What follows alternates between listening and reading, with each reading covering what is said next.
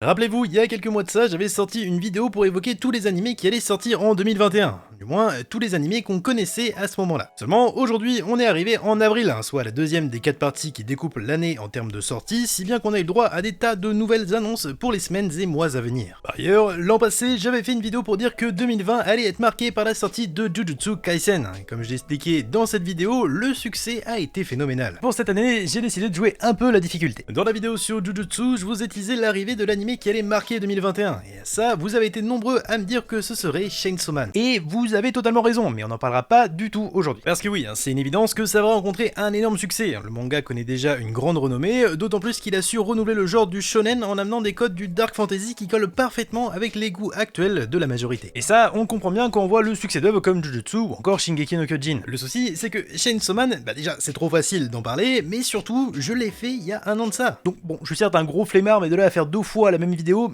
non, j'irai pas jusque là. L'autre animé qui va faire beaucoup de bruit et qui normalement avec un peu de chance sortira cette année, c'est Spy X Family. En effet, là encore, le manga a connu un énorme succès. Récemment, on a eu quelques indices sur la potentielle annonce d'une adaptation animée. Après, reste à voir si ce sera pour 2021 ou 2022. Le truc, c'est que j'ai aussi fait une vidéo sur l'œuvre il y a pas mal de temps de ça.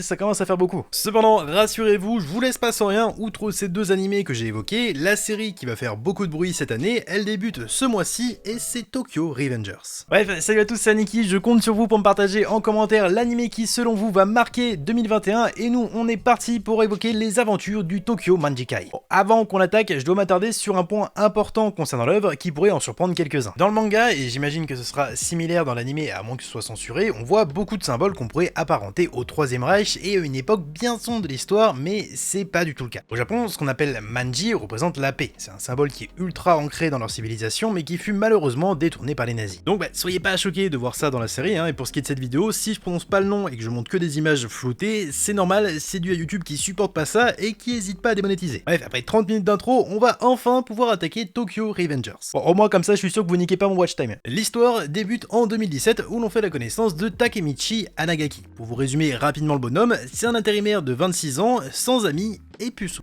Bizarrement, ce détail a son importance pour l'intrigue. Sa vie n'est pas la plus joyeuse et fun qui soit, mais histoire d'enfoncer le clou, il apprend que son ex et unique petite amie qu'il a fréquenté durant sa jeunesse est morte avec son frère lors d'un règlement de compte avec un fameux gang du nom de Tokyo Manjikai. Dépité par l'état pitoyable de son existence, Takemichi ne remarque pas l'étranger qui va le pousser du quai, et alors qu'il s'apprêtait à être percuté de plein fouet par le train, il se retrouve propulsé de nombreuses années en arrière dans son lui de 14 ans. En soi, je sais pas ce qui est le pire entre mourir et refaire son collège. Cette époque n'est pas anodine, puisque c'était le moment où il sortait encore avec Hinata, son ex-petite amie. Ainsi, la découvrant de nouveau vivante, il doit alors se faire la promesse de tout faire pour empêcher son futur meurtre. Je sais très bien à quoi vous pensez et ce que vous êtes en train d'écrire en commentaire. Non, ça n'a rien à voir avec Erase. Je commence à vous connaître, mais bon, après, rien ne vous empêche de laisser un petit commentaire, ça aide toujours pour le référencement. Pour faire rapidement le parallèle avec Erased, dans Tokyo Revengers, le concept du voyage temporel repose surtout sur l'effet papillon. L'idée pour Takemichi, c'est de trouver quel élément permettra de modifier l'avenir. Du coup, au fur et à mesure que l'histoire avance, on le voit faire des allers-retours entre le passé et le présent pour voir les conséquences de ses actions. Et le moins qu'on puisse dire, c'est que c'est toujours un sacré bordel. Mais là où les œuvres se différencient totalement, c'est sur leur genre. On pourrait facilement décrire Erased comme un thriller, tandis que pour Tokyo Revengers,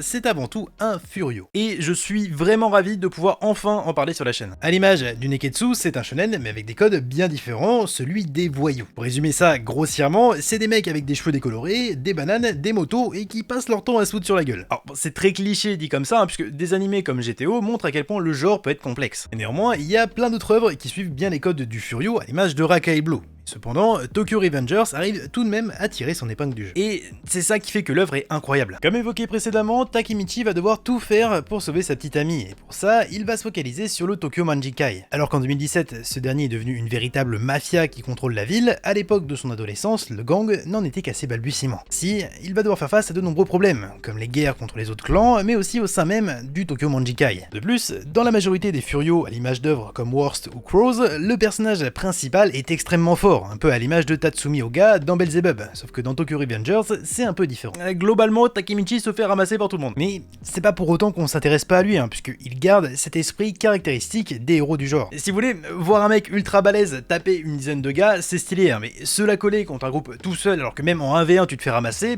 c'est d'autant plus remarquable. Takemichi est parfaitement conscient de sa faiblesse, mais il va quand même foncer en première ligne pour se battre à côté des siens. Parce que ouais, on reste dans un esprit furio avec de la fraternité au sein du groupe, où tous sont prêts à mourir partir pour sauver leur pote. Et alors qu'au début, Takemichi se bat pour sauver celle qu'il aime, très rapidement, il va le devenir ami avec de nombreux membres du clan qu'il va considérer comme sa propre famille. En vrai, il y en aurait tellement à présenter, mais je vais juste me focaliser sur un seul, Draken. Vraiment, je le kiffe trop, hein. Je suis désolé, mais si tu te balades au Japon et que tu croises un ado de 15 ans avec cette gueule, tu te doutes que ça peut dégénérer très vite. Et c'est ça que j'aime trop dans Tokyo Revengers, hein. On a des personnages ultra charismatiques, de bons vieux codes à l'ancienne, mais en même temps une touche de modernité amenée par le côté fantaisiste du voyage dans le temps. Surtout que le coup du voyage temporel est vraiment bien construit. Et si vous voulez, Takemichi peut uniquement revenir 12 ans en arrière, jour pour jour, hein, si bien que si un drame se déroule au moment où il se trouve dans le passé, c'est fini, il pourra rien y changer. Et ça rend l'œuvre plus attrayante. Et justement, il y a un autre point qui fait de Tokyo Revengers une œuvre remarquable. On est certes dans un animé de baston, de guerre de clans avec pour fil rouge le voyage dans le temps, mais c'est avant toute chose une histoire d'amour. Que ce soit avec Hinata, puisqu'elle représente la seule femme qu'il ait jamais aimée, mais aussi de l'amour fraternel. Comme je le disais tout à l'heure, c'est plus qu'un simple clan, ça devient une famille. Ça, on le voit bien avec la relation entre Takemichi et Mike. Alors oui, j'ai oublié de parler de lui, hein, mais rassurez-vous, Mike c'est seulement son surnom. Pour vous le présenter rapidement, c'est lui le chef du clan, et malgré son air doux et calme,